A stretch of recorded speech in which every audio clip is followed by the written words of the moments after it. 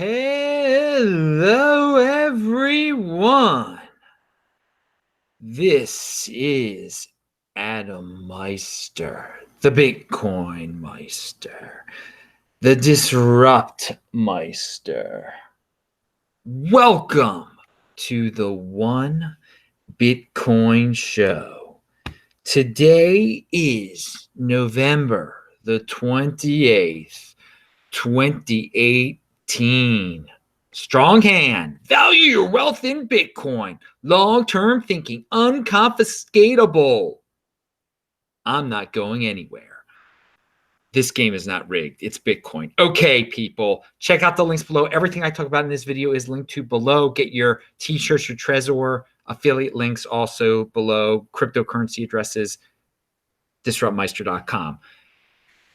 So let's start off with an Andreas Antonopoulos video that I finally watched today, and it's a learning experience, to say the least. Look at this shadow, Abraham Lincoln, right there again. Wow. All right, so it's called "Will Governments Let Privacy Coins Exist?" And some of the points that I took away, and again, it's linked to below, so watch the whole thing at 1.5x speed. It's real fast. He pointed out that e-gold, it lasted longer than Bitcoin has been around for. I did not know that e-gold was around for 10 years, over 10 years.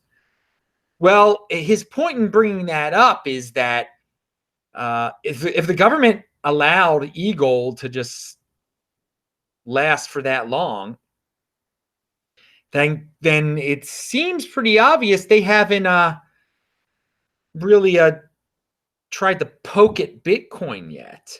That if they can let something like that last for 10 years, then maybe they can let something like this last for 10 years before they attack it. So, I mean, there are a lot of people out there that think the government is going to really tighten the screws on Bitcoin in some major way one of these days.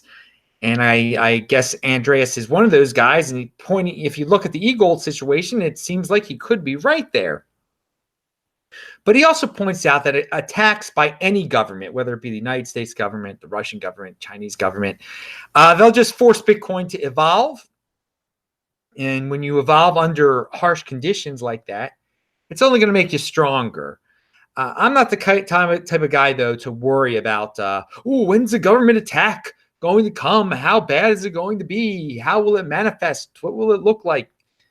If it happens, it happens. I'm fully confident that Bitcoin will evolve and be able to defeat such an attempt. And we're going to actually talk about not that big of an attempt, but an attempt by the United States government to blacklist Bitcoin addresses in a second. That's a story that I have down below. And another thing that, this video was supposed to be about, the Andreas video was supposed to be about privacy, anonymous coins, I guess. Will the governments let privacy coins exist? And he pointed out that you can do all that coin mixing stuff with your coins, but if you got your Bitcoin from Coinbase, you can do all the mixing in the world of your coins. The government still knows that you bought Bitcoin. So if you end up with some big giant house or car in the United States and you haven't been paying taxes, let's say, they're going to know you got it from Bitcoin. I mean, they're going to know. You could have mixed those Bitcoins up in all the most technologically advanced ways, but the mistake was made at the beginning when you bought it from Coinbase. So again, if you're not doing anything illegal and you bought it from Coinbase, you really have nothing to be concerned about. But if you are someone in that realm, the gray market, the black market, whatever you want to say, and you got it from Coinbase, and then you think you're going to mix it all up and they're not going to be able to figure out what you've done, they're going to figure out what you've done. But hey, I am a legal dude here. I follow the laws of the United States of America, et cetera, et cetera. We won't get into all this other, for the people out there that do that other stuff. Anyway, pound that like button. How about that? Watch the Andreas video. It's better than my explanation that I just gave out there. Chris Bernitsky, he has a tweet out there. 2018 has clearly been an echo of 2014. The question now becomes, will 2019 be the new 2015? It very well could be. It very well could be. Hey, if you have a strong hand, you're ready for it, though. Well, and maybe it won't. Maybe it'll be a little different. I'm just happy to be alive in 29. I'm looking forward to seeing it. It's one day closer to 2020.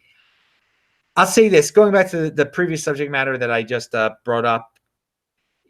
You know, if you do end up on some type of government list for some reason, they don't like what you've done.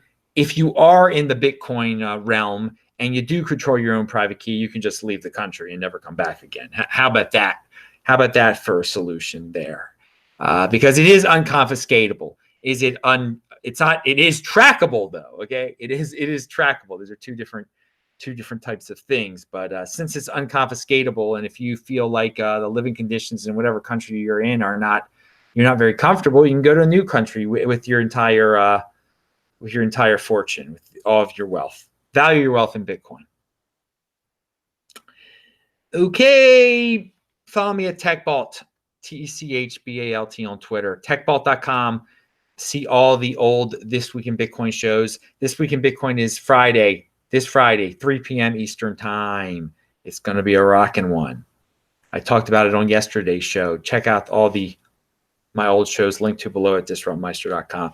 So here's what I was talking about before. This is from treasury.gov. Treasury designates Iran-based financial facilitators of malicious cyber activity, and for the first time, identifies associated digital currency addresses. So they're really happy that that they've listed 2 Bitcoin addresses that you better not send Bitcoin to. Hey, it just shows you that Bitcoin is pretty darn big and important. If they are now blacklisting Bitcoin address, I think it's bullish for Bitcoin. If you really want to, be an illegal actor out there, I don't think this is going to stop you. The United States government has, exchanges have blacklisted, Ethereum addresses involved in hacks before. So again, this is all trackable stuff. You can get around it. You don't have to you can create a new Bitcoin address. You don't have to send your Bitcoin through exchanges. You can just trade it with other bad actors out there. Anyway, I think maybe some people are going to blow that story out of proportion. I see it as just another part of the evolution of Bitcoin and its adoption, whether for good or bad. Let's see. Yes, a new show is here every day. I post a new show every day. What is next? Okay, let me scroll down my little notes section here. It says the value of your wealth in Bitcoin. I think I've already said that. And all right, here, this tweet from Tordemeester. Based on my sources, I'm currently not seeing a Bitcoin ETF before 2020. Okay. Hey, man, I tell people it's going to happen eventually. So, yeah, don't get your hopes up for December or February or whatever. Just put it in the back of your head that it's going to happen eventually. So why not get your Bitcoin before it happens? Now, Robert Gross, he's a dude who leaves comments on my under my videos, and under yesterday's video, linked to below, he left a comment that deals with the Bitcoin ETF, and I thought it was a really good comment, so I'm going to read the entire thing to you. I can't see an ETF approved before price discovery is determined by a regulated exchange like BACT. Even the CME and CBOE have had regulatory drama because their reference prices were determined by exchanges which were not meeting the SEC standards for transparency. I had a thought last January that Bitcoin may not really moon until the right people are holding. Basically, 20%ers and Wall Street need to be the majority rather than Joe's six-pack. It wouldn't surprise me if BACT and custodial solutions were needed for institutional entry before the fire is lit under the SEC for ETF approval, specifically to get institutions in first. Maybe a bit conspiratorial, but it's kind of the same model with private equity being restricted to qualified investors under the guise of protecting the public. So yeah, Bitcoin ETF not approved until after BACT is in there, until they're better custodial solutions. I don't think that's conspiratorial at all. And if you follow Robert's logic, all these institutions are going to get in, and these bigger exchanges are going to become players. And then, and only then, will a Bitcoin ETF happen. And then there'll be another pump, and you'll miss out on it. It'll be the institutions that'll get rich. Or at least that's what you'll say because you missed out on it. So you don't have to worry about all that entire scenario playing out if you already have a strong hand and you already have Bitcoin and you're holding on tight to it. So let's go to the Coinbase news of the day. I got an email from Coinbase. It says, welcome to the family, 0x, BAT, and USD coin. Check them out. And you click on check them out, and it takes you right to Coinbase. And now you can just be a regular Coinbase person, and you can buy those three other coins also, 0x, BAT, and USD coin. Before, you could only buy them if you were a trader on Coinbase, but now you just have a regular Coinbase account. You can buy that stuff also. So yeah, they're really promoting this heavily. They're not Bitcoin centric. We've been around this topic numerous other times, and this new people, so many new people in the crypto, they go to Coinbase right away. So they're going to see these other coins and have no idea what they are. They're cheaper than Bitcoin, and they're going to buy them.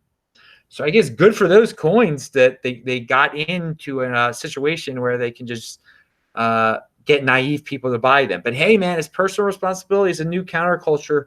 People shouldn't be naive if they're buying something called 0x.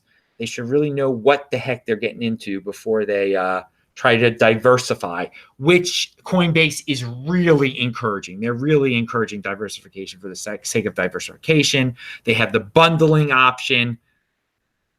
I just wanted to give you that update. I mean, they send you the email telling you about to get excited about 0x and BAT. Pound that like button for Bitcoin. All right. So the Trezor dudes also sent out an email saying that there are more phishing scams, and they linked to this article that they published. I linked to it below. Phishing attacks used to steal your coins, recommended reading. You should read it. Oh, okay. A few of you yesterday thought my eye doctor story was pretty funny, that I had a hot female eye doctor looking at my eyes yesterday. Well, I linked to her profile below at the Levin Eye Group here in the Baltimore area if you want to see what she looks like. That's kind of a beyond Bitcoin show topic, but hey, whatever. People asked, so she's linked to below, and you could see if she was a good eye. I hope she's a good eye doctor. I mean, I asked her some serious questions about my eyes. I thought she was a good eye doctor. Adam. This was left in the chat yesterday. Adam, how about inviting Murad Mahmoud? Great Bitcoin talk. Yeah, he is great, dude. And he's already been on the This Week at Bitcoin show 2 other times. October the 5th he was on, and August the 3rd he was on. And when I had him on August the 3rd, not many people knew who he was back then.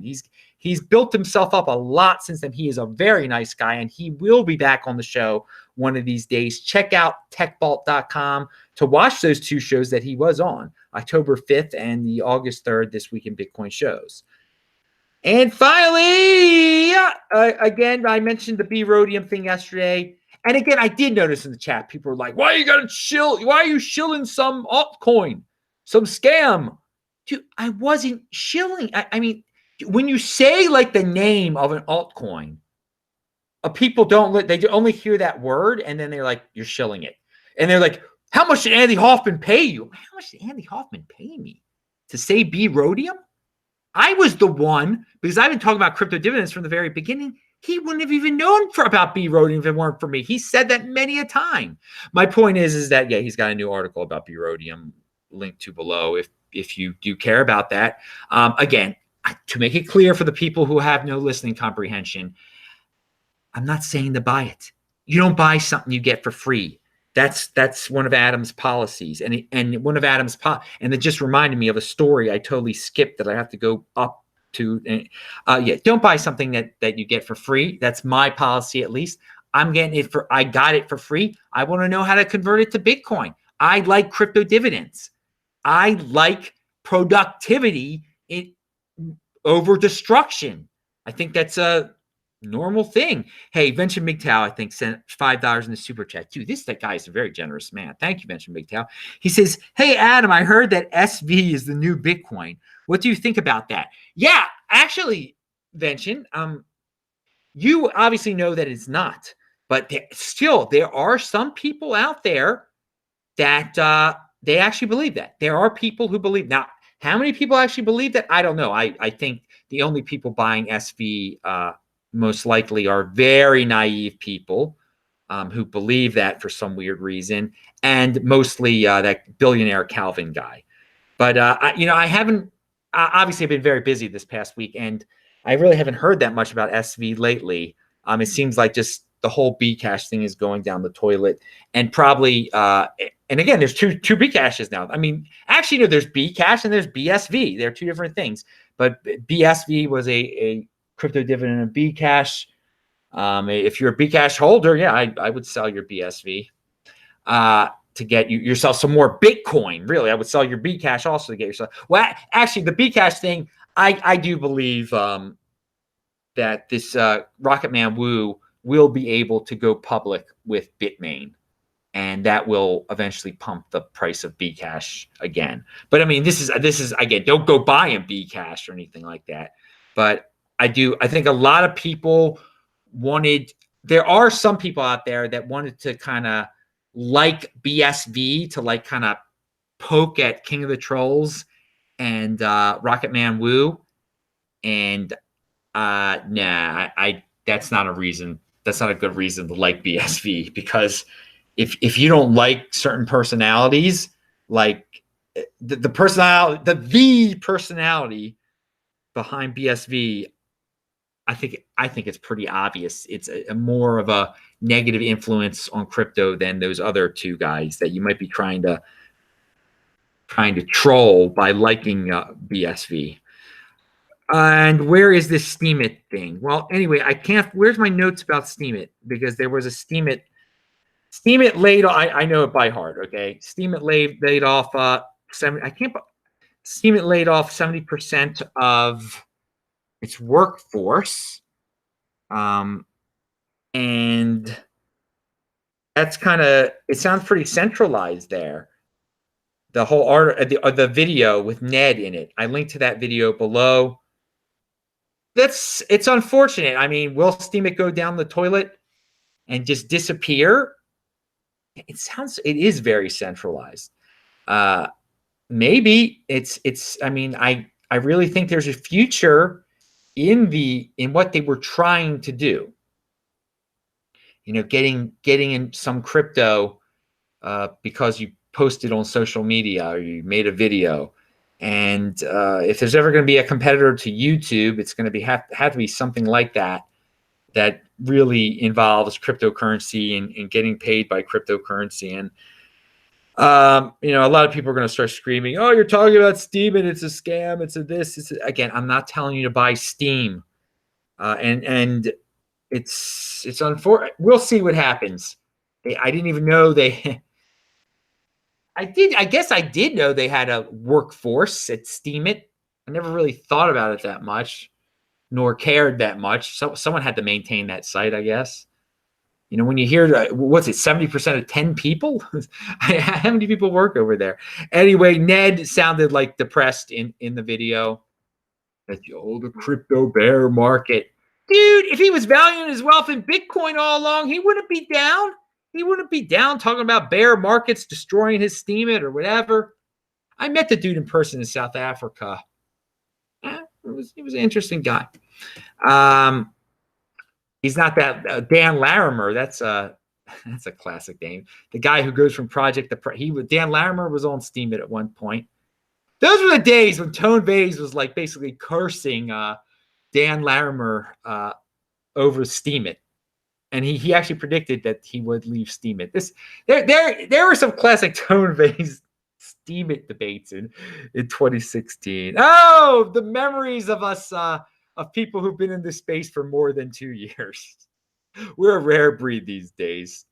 But we've got the strongest of hands. So that's just a reminder, people. All right, that's the end of the show. I'm Adam Meister, the Bitcoin Meister, Disrupt Meister. Remember to subscribe to this channel, like this video, share this video. Check out the links below. Pound that like button, bang that bell button to get reminders when we go live, and check out those squares that show my old shows.